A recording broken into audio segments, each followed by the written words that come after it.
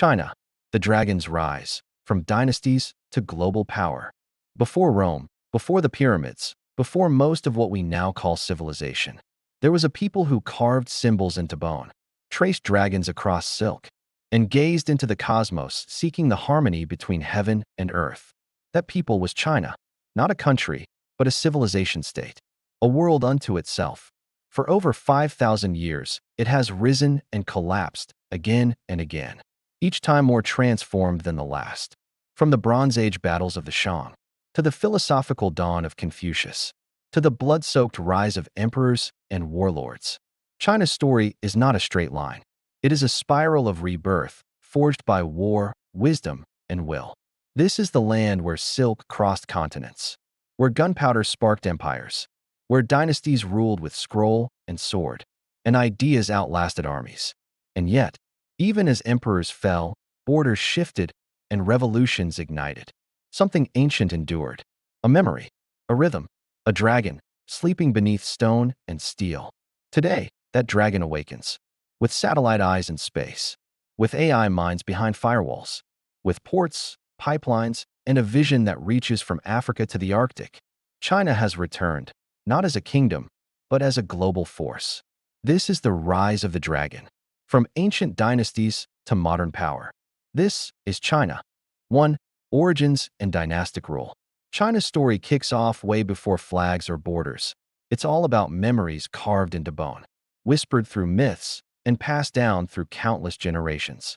The earliest roots are found along the Yellow River, where villages turned into tribes, and tribes became kingdoms. The Xia Dynasty popped up over 4,000 years ago, and even though we don't have a ton of archaeological evidence, the Xia hold a special place in China's heart. They symbolize the start of Chinese kingship and the idea that a society can be led by virtue, not just power. Then we move to the Shang Dynasty around 1600 BCE, where we see the first recorded Chinese characters on oracle bones, used by priests and kings to connect with ancestors. The Shang built cities, crafted bronze with skill, and held rituals to keep harmony between the living and the spirit world. It introduced a game-changing idea that shaped China's political scene for ages: the mandate of heaven. Rulers weren't viewed as gods, but as caretakers of cosmic balance. If they ruled fairly, they kept the mandate. But if they were cruel or careless, heaven would pull its support, and people had every right to rebel. This cycle of rise, fall, and rebirth became the heartbeat of China's imperial saga. As time went on, powerful states within the Zhou started battling for supremacy. This chaotic time, known as the Warring States period, was intense but sparked a wave of new ideas. Thinkers like Confucius, Laozi, and Han Fizi debated big questions about morality and governance, shaping not just China but all of East Asia for centuries. Then came Qin Shi Huang, king of Qin, who unified the fractured states in 221 BCE and declared himself the first emperor of China. He centralized power, abolished feudalism, and standardized weights, measures, currency, and script. All of this laid the groundwork for a unified cultural and administrative foundation in China. He also kicked off the construction of massive defensive walls to fend off northern invaders, the very beginnings of what we now know as the Great Wall of China. But let's be real, the Qin dynasty didn't last long. Oppression led to rebellion, and after just 15 years, it crumbled. From those ashes rose the Han Dynasty, which would go on to be one of the most celebrated periods in Chinese history. Lasting over 4 centuries, the Han expanded China's territory deep into Central Asia, Vietnam, and the Korean Peninsula. Under their rule, Confucianism became the state doctrine, shaping everything from civil service to education and personal conduct. It was during this vibrant time that the Silk Road emerged, a vast trade network connecting China to India, Persia, and the Roman Empire. China was exporting silk, porcelain, and paper, while importing gold, glass, and new religions like Buddhism. China was no longer a solitary entity. It had transformed into the eastern anchor of a global exchange network. But even the mighty Han eventually fell. Rebellion, corruption, and fragmentation led to centuries of disunity and war. Yet again, chaos was followed by a burst of cultural flourishing. In 618 CE, the Tang Dynasty took the reins, ushering in a golden age of cosmopolitanism, art, and innovation. Chang'an, the capital of the Tang, became one of the largest and most diverse cities in the world. Diplomats, monks, and merchants from across Asia and beyond flocked through its gates. Tang poets like Li Bai and Du Fu captured the essence of the era with verses that still resonate today. Meanwhile, Chinese science made leaps in astronomy, medicine, and cartography. Buddhism, which had arrived centuries earlier, reached its cultural peak under the Tang, blending beautifully with native Taoist and Confucian traditions.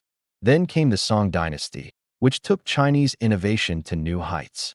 They were the brains behind gunpowder, paper currency, magnetic compasses, and movable type printing, all of which came centuries before Europe even caught on. The Song also nurtured a rich tradition of landscape painting, Neo-Confucian philosophy, and efficient governance. But, on the flip side, they struggled militarily, constantly facing threats from the north. Eventually, those threats turned into conquest. In the 13th century, the Mongols, led by Genghis Khan's descendants, swept across Eurasia. In 1271, Kublai Khan established the Yuan dynasty, making China the shining jewel in the vast Mongol Empire. For the first time, China was completely ruled by foreign conquerors. Though the Yuan opened up new connections with the outside world, their rule alienated the Chinese majority. When the empire began to weaken, the native Han Chinese revolted, leading to the birth of the Ming dynasty in 1368. The Ming restored traditional rule, rebuilt infrastructure, and reinforced the Great Wall. They commissioned monumental projects, none more grand than the Forbidden City, a vast imperial palace symbolizing celestial authority on earth. Under Admiral Zheng He, the Ming Navy set sail across the Indian Ocean long before the Europeans embarked on their age of exploration. But eventually, the Ming turned inward, grappling with corruption and rebellion. From the north, a new force emerged, the Manchu, who founded the Qing dynasty, China's last imperial dynasty. At its peak, the Qing Empire ruled over a third of the world's population and expanded Chinese territory like never before. Yet, this era was filled with contradictions, a revival of culture alongside conservative stagnation.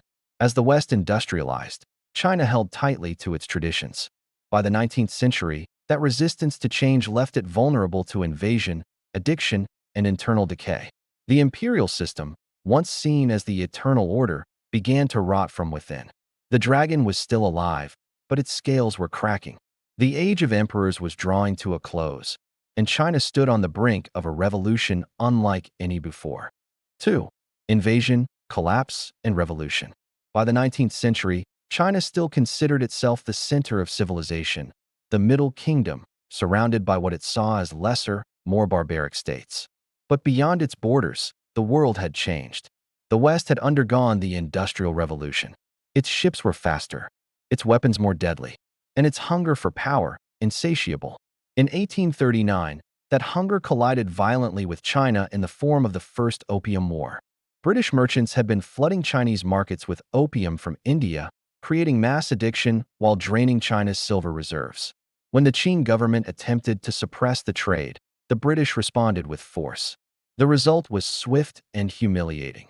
The Treaty of Nanjing, which ceded Hong Kong, opened ports to foreign control, and marked the beginning of what the Chinese would later call the century of humiliation. But the humiliation didn't end there. Western powers, Britain, France, Germany, Russia, and later Japan, carved out spheres of influence across China.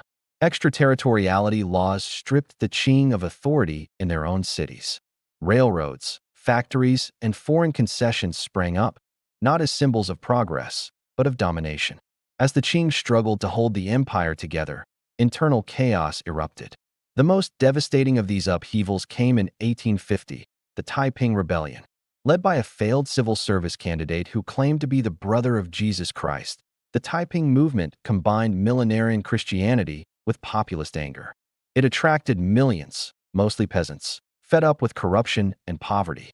What followed was one of the bloodiest conflicts in human history. Over 30 million people perished. Cities were burned, economies shattered, dynastic authority undermined. And still, the Qing endured. Barely. In 1899, another uprising began, the Boxer Rebellion, driven by militant nationalists who sought to purge China of foreign influence and Christian missionaries. With the backing of elements within the Qing court, the Boxers laid siege to foreign legations in Beijing. But once again, the imperial dream was crushed by reality.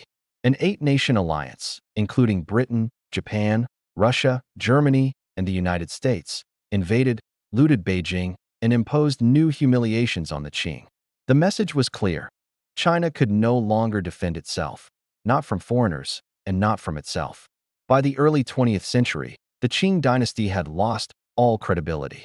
The imperial bureaucracy was bloated and outdated.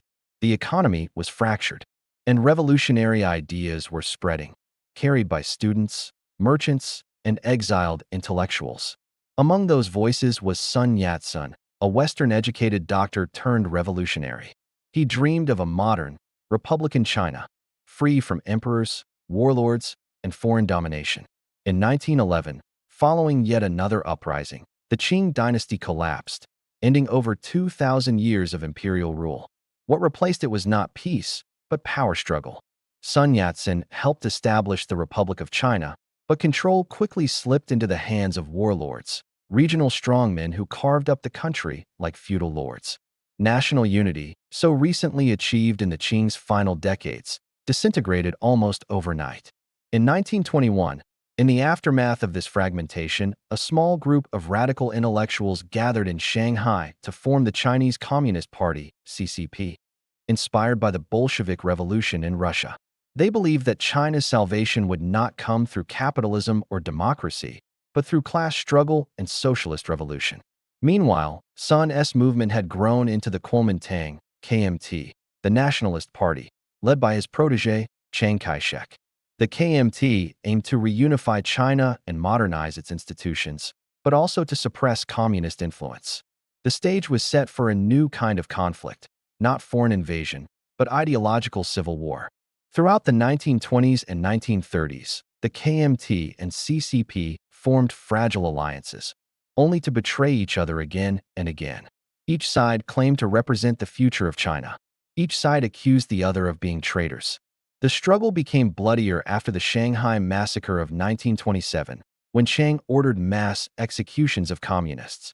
Survivors fled into the countryside. Among them was a young revolutionary named Mao Zedong, who believed that true revolution would not come from the cities, but from the peasants in the vast rural interior. What followed was over a decade of conflict, culminating in the Long March, a grueling 6,000-mile retreat by communist forces through some of China's harshest terrain. Though militarily disastrous, the march became a mythic moment, solidifying Mao's leadership and planting the seeds of eventual victory. But before that victory could be realized, another disaster struck. Japan invaded. In 1937, full-scale war broke out between China and Imperial Japan. The conflict would become part of the greater Second World War, but for China, it was an existential struggle. Cities were razed. Millions died. The rape of Nanjing shocked the world with its brutality. And once again, China became a battleground for foreign conquest and internal division. The nationalists and communists briefly allied to fight the Japanese, but mistrust never faded. When World War II ended in 1945 and Japan surrendered, the alliance unraveled. Within months, civil war resumed, fiercer and more desperate than ever before. By 1949, the communists had swept across the mainland. Chiang Kai-shek and his remaining nationalist forces retreated to the island of Taiwan, where they established a rival government. And in October of that year, standing in Tiananmen Square before thousands of cheering citizens, Mao Zedong proclaimed the founding of the People's Republic of China. The emperors were gone. The republic had failed. And now, a new era had begun, one that would reshape not just China, but the entire world. 3. Mao Zedong and the Communist Revolution in 1949, the Chinese Communist Party stood victorious. After decades of civil war, foreign invasion, and internal collapse, the red flag bearing the hammer and sickle rose over Beijing. At its helm was Mao Zedong, a former librarian, a peasant's son, and now the architect of a revolution unlike any the world had seen. To millions of Chinese, Mao was not just a political leader. He was a symbol of resistance, of renewal, of revenge against the humiliations of the past century. His message was simple: the old China had died. A new, people's China was being born. But what would that birth require? The answer, as history would show, was both hope and horror. Mao's vision was radical and uncompromising. He didn't just want to reform society. He wanted to reconstruct it entirely, class by class, village by village, mind by mind.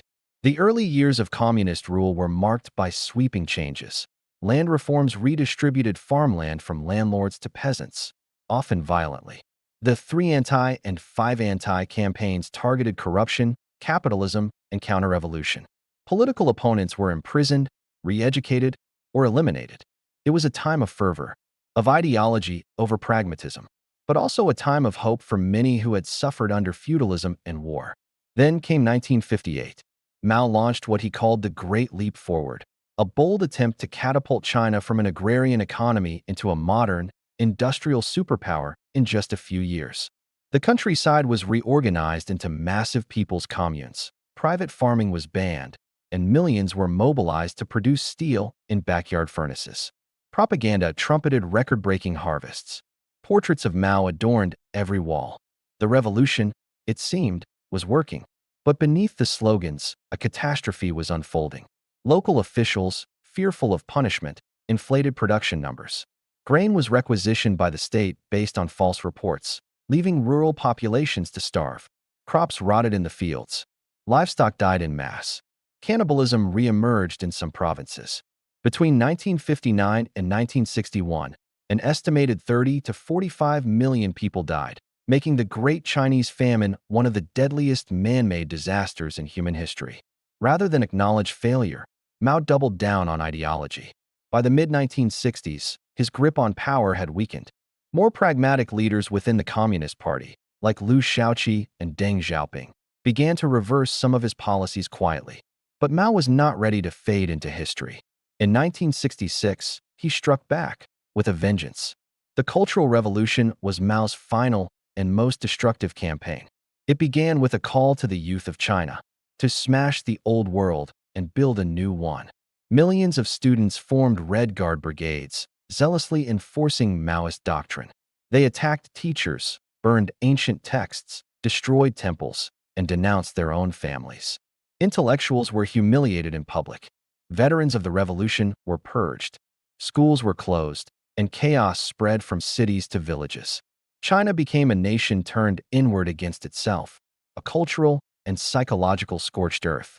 What was once an empire of scholars and sages had become a landscape of suspicion, fanaticism, and fear. By the early 1970s, the country was exhausted. Even Mao recognized the need to rein in the violence. The Red Guards were disbanded. Order was slowly restored, but the scars ran deep. Then, unexpectedly, the world shifted. In 1972, Mao welcomed an unlikely visitor, U.S. President Richard Nixon. It was a geopolitical earthquake. After decades of isolation, China opened a crack in the bamboo curtain, signaling to the world that it was still a force to be reckoned with. But Mao's health was failing. He died in 1976, leaving behind a country traumatized, underdeveloped, and uncertain of its future. His legacy was, and remains, deeply polarizing. To some, Mao Zedong was a revolutionary genius who unified a broken nation and gave dignity to the poor. To others, he was a tyrant whose policies led to the deaths of millions and shattered centuries of culture. Both may be true. What cannot be denied is this: Mao reshaped China in his own image, not just politically, but spiritually. He destroyed the imperial soul and replaced it with a revolutionary one. And yet, as the dust of Mao's revolution settled, a new question emerged, one that would define the next era. Could China keep the party, but abandon the dogma?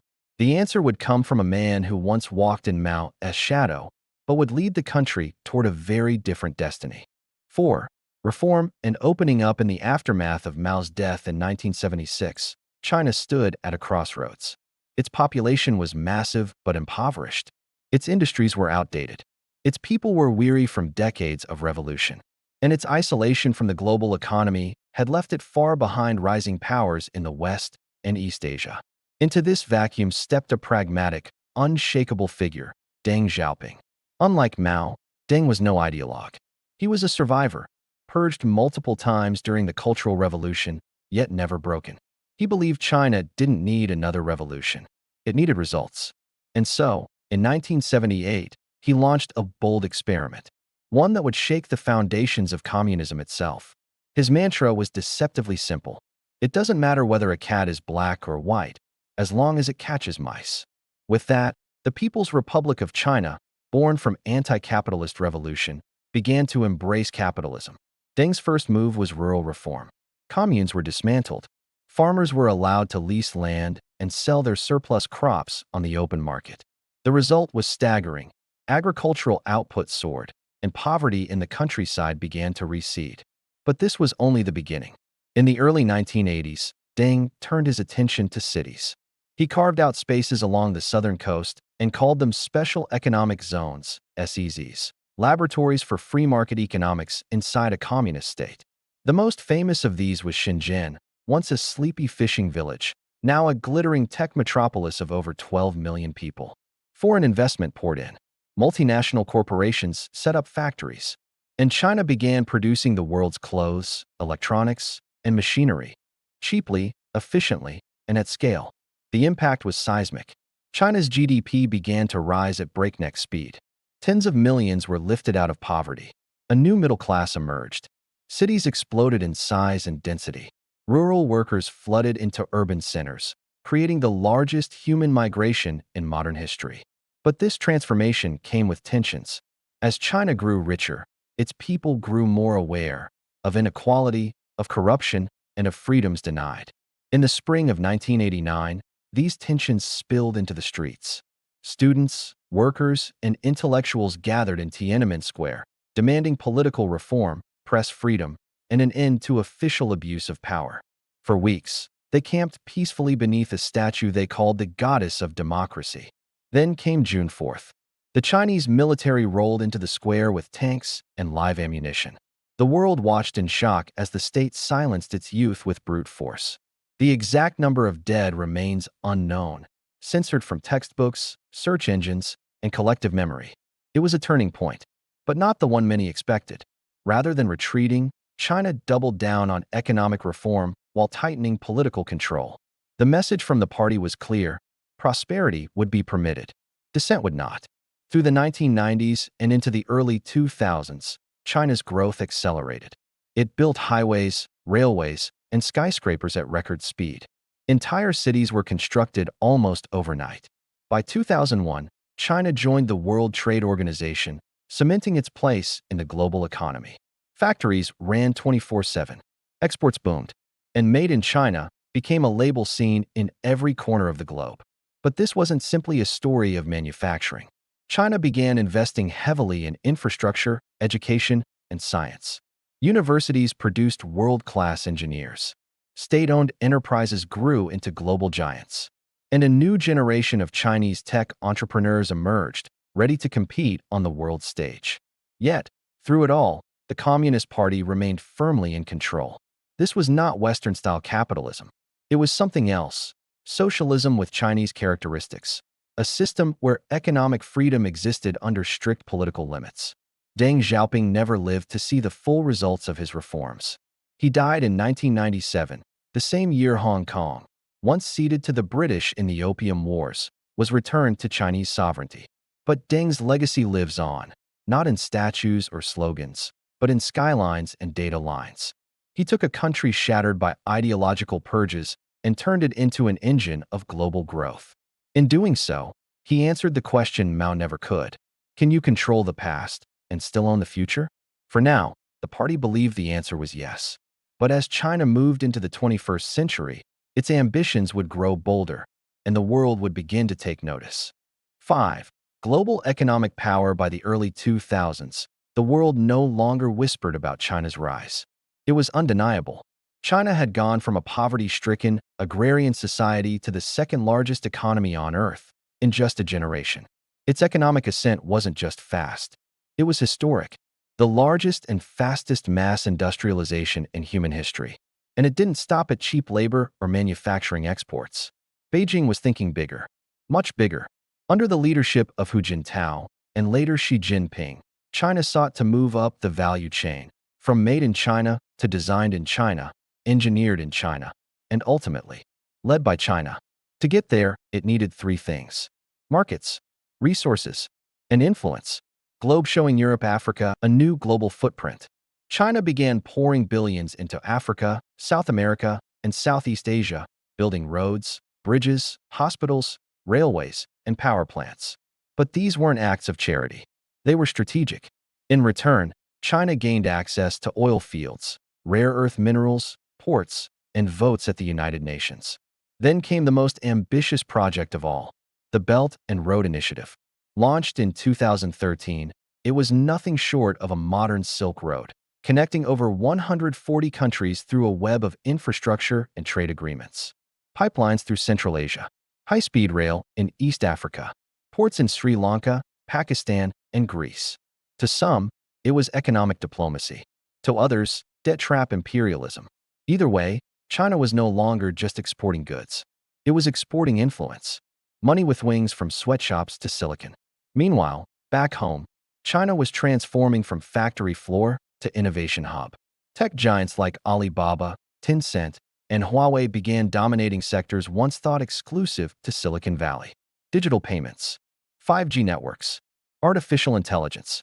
In cities like Hangzhou and Shenzhen, cash was disappearing. QR codes replaced wallets. Facial recognition replaced ID cards. The future was not coming. It was already here. And it was Chinese. The government launched the Made in China 2025 initiative, a blueprint to lead in high-tech industries, robotics, green energy, aerospace, biotech, and quantum computing. Billions were invested in R&D. Universities were flooded with engineering talent. And state support helped Chinese firms challenge, and sometimes outpace, Western competitors. By 2020, China had become the world's largest exporter, the largest holder of foreign reserves, and the top trading partner for over 120 countries. Its reach extended from Latin America to Eastern Europe, from the Arctic to Africa. Everywhere, the presence of the dragon was felt, not with fire, but with finance. Chart decreasing the costs of ascent, but no rise is without cost. China's growth came with soaring inequality between coastal megacities and rural heartlands, environmental degradation on a massive scale, and an economy increasingly reliant on debt and overbuilt real estate. Entire ghost cities, filled with empty high-rises, stood as monuments to speculative overreach. A growing housing crisis threatened to destabilize the very middle class that reform had built. And yet, the growth machine kept running. Because at its core, China's economic model wasn't just about economics. It was about national rejuvenation, a return to greatness, a restoration of what Chinese leaders called the Middle Kingdom's rightful place at the center of the world. By 2021, as the West grappled with pandemic fallout, China was one of the only major economies to post positive GDP growth. While democracies debated and hesitated, Beijing built, shipped, and expanded. And with every new port, pipeline, and satellite, the world had to ask, is this still the rise of China? Or has the age of Chinese global dominance already begun? 6. Military ambitions and geopolitical strategy. In recent decades, China has undergone a transformation not just in factories and finance, but in firepower and foreign policy. What was once a land-focused, defense-oriented force has become a sophisticated, multidimensional military power. The People's Liberation Army, founded in 1927 as a guerrilla force of revolutionaries, has evolved into one of the largest standing militaries in the world. But size is no longer its defining strength. Today, China prioritizes modernization, shifting from sheer numbers to technological dominance. Hypersonic missiles, fifth-generation stealth fighters, quantum communication networks, and space-based reconnaissance systems signal a new era in warfare, one where information moves faster than bullets, and dominance may be decided before the first shot is fired. But military strength, for China, is not merely about defense. It is an extension of political will, a projection of power. This is most visible in the South China Sea, an arena where reefs have been transformed into airstrips, and fishing waters have become flashpoints. Through territorial claims backed by military installations, China asserts its historical rights, often clashing with international law and neighboring countries. It's not just about oil or fisheries. It's about sovereignty, prestige, and control over one of the world's busiest trade routes. Taiwan, meanwhile, remains the most sensitive and volatile subject. The island, self-governed since 1949, is viewed by Beijing as an inseparable part of China. Military drills, air incursions, and naval encirclements serve as both warnings and rehearsals, reminders that, for the Communist Party, reunification is not optional, it's destiny. Beyond its periphery, China's strategy becomes more complex. It blends diplomacy, development, and defense into a global playbook sometimes called military-civil fusion.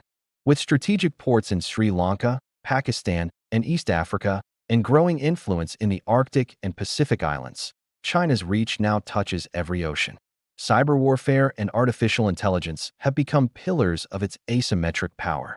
Espionage, data acquisition, and digital infrastructure wars are fought in silence, shaping influence without firing a shot. But these ambitions come with risks.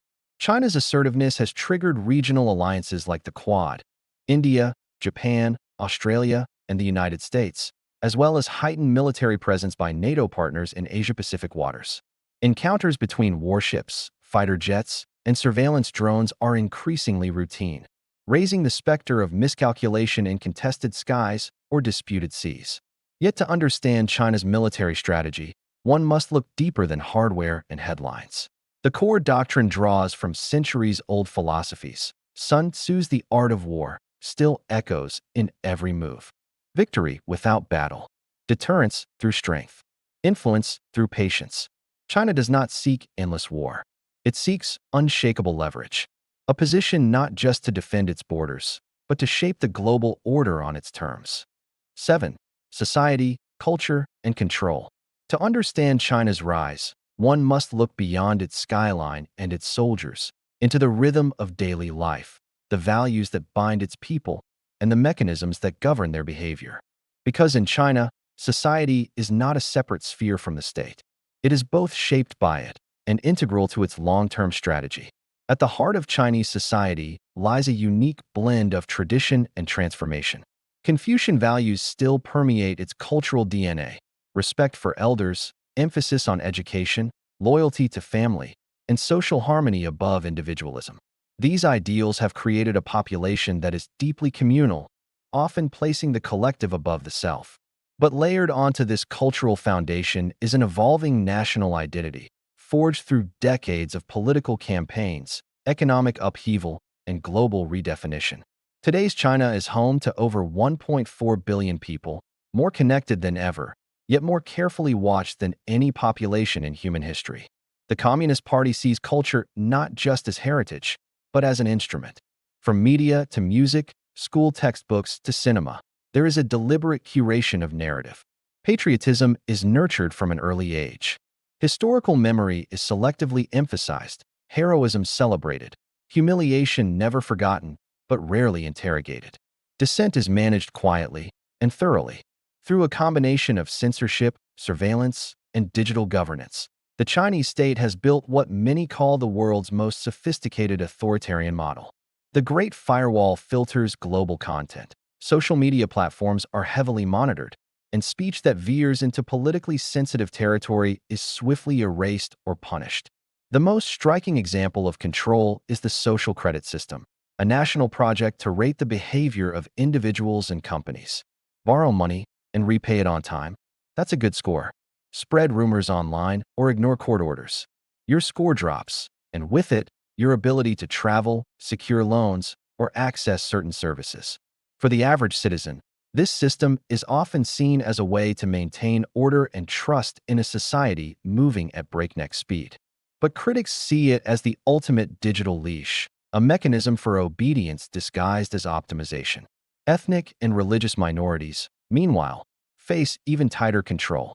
In regions like Xinjiang, reports of mass surveillance, re-education camps, and forced labor have drawn international condemnation. Yet domestically, such measures are often framed as necessary tools to combat extremism and preserve unity. Despite these challenges, Chinese society continues to innovate, adapt, and express itself. Urban youth are defining new trends in fashion, tech, and entrepreneurship. Literature and art, though operating within strict boundaries, still explore themes of identity, nostalgia, and alienation. And across every generation, there is a common desire to build a better life in a nation that is still rediscovering who it wants to be.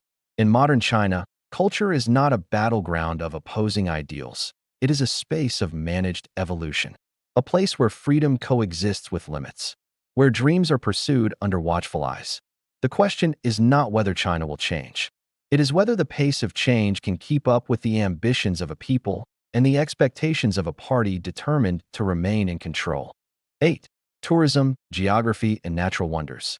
Beyond the cities that pulse with industry and ambition, China unfolds as a vast canvas of landscapes, each echoing centuries of history and whispering ancient myths through its mountains, rivers, and deserts. Its geography is not just a backdrop, but a defining force in its identity and appeal. Spanning nearly 9.6 million square kilometers, China stretches from the frozen frontiers of Heilongjiang in the northeast to the tropical rainforests of Yunnan in the southwest. It is a country of extremes, home to both the world's highest point, Mount Everest, and one of its lowest basins, the Turpan Depression. This geographic diversity gives rise to ecosystems and cultures as varied as its terrain. To the north, the vast Mongolian steppes meet the Gobi Desert, harsh, windswept, and sparsely populated, yet rich with the nomadic traditions of Inner Mongolia. In the south, karst mountains rise like jagged teeth from emerald rivers, creating surreal landscapes immortalized in Chinese ink paintings and postcards. Guilin and Yangshuo are not just tourist destinations, they are cultural symbols. China's rivers, too, have shaped its destiny. The Yellow River, called the cradle of Chinese civilization, carries the legacy of dynasties along its silted banks. The Yangtze, Asia's longest river, is both an economic artery and a cultural lifeline, its three gorges carved through myth and modern engineering. In the west, the Tibetan Plateau towers into the clouds, a region of spiritual resonance and strategic importance. Known as the roof of the world, it is a sacred place for Tibetan Buddhists and the source of major rivers that sustain much of Asia. It is also a reminder of the delicate balance China maintains between unity and diversity, development and preservation. But China is not only a land of ancient wonders, it is also a modern tourist powerhouse. Each year, millions of domestic travelers crisscross the country, while international visitors are drawn to its iconic landmarks. The Great Wall snaking across northern ridges, the Terracotta Army, silently standing guard in Xi'an, the Forbidden City radiating imperial grandeur in the heart of Beijing. These sites are more than attractions. They are instruments of soft power, carefully maintained and heavily promoted. They reflect a narrative of continuity, strength, and cultural pride. China's tourism sector is both a booming industry and a curated journey through its national story. Even nature is presented with intention. The Zhangjiajie National Forest Park, with its pillar-like mountains that inspired the floating peaks in Avatar, showcases China's effort to blend ecological preservation with cinematic spectacle. Meanwhile, ecotourism is growing in places like Sichuan, where travelers come to see the endangered giant panda, a symbol of peace and diplomacy. But beneath the grandeur, there are challenges. Environmental degradation, water scarcity, and over-tourism threaten some of these natural treasures. As infrastructure expands to reach remote regions, the tension between access and conservation grows sharper. Ancient villages are sometimes rebuilt to meet tourist expectations, blurring the line between authenticity and performance. Still, there's no denying that China is a land that leaves impressions. Whether you're drifting through misty river valleys, scaling sacred peaks like Mount Tai, or walking through rice terraces that ripple like green waves in Longsheng, you are participating in something larger, an encounter with a civilization that has always drawn strength from its landscapes. In the end, China's geography is not just a map to be studied. It is a story to be experienced. A journey across mountains and memory, shaped by time, guided by the elements, and infused with the enduring spirit of a nation both ancient and ever-evolving. Final reflection. China is more than a nation. It's a civilization that never truly fell. It has fractured and reformed, burned and rebuilt, faded and flared, but never disappeared. Each dynasty etched its mark. Each revolution redrew the lines, and yet the core remained, a belief in continuity, identity, and destiny. What we see today is not the sudden rise of a superpower, but the return of an ancient force, recalibrated for the modern world. A society that merges Confucian values with cutting-edge technology. A government that commands both loyalty and fear. A culture that reveres its past while relentlessly shaping its future. From the silence of the terracotta warriors to the hum of satellites orbiting above, China tells a story not of imitation, but of restoration. A nation reclaiming what it believes was always its rightful place on the world stage. Its roads now extend across continents. Its markets influence global economies. Its ambitions reach into cyberspace, deep seas, and outer orbit. But for all its progress, questions remain. Can prosperity coexist with control? Can tradition survive modernization? Can a single-party state navigate the unpredictable tides of a globalized world? The dragon has risen, ancient, formidable, and awake. Not with fire, but with strategy. Not with conquest, but with vision. And now, the world watches. Not to see if China will rise, but to see how far it will fly. This is the Atlas Vault, where nations reveal their past, define their present, and shape the future. Subscribe and step inside.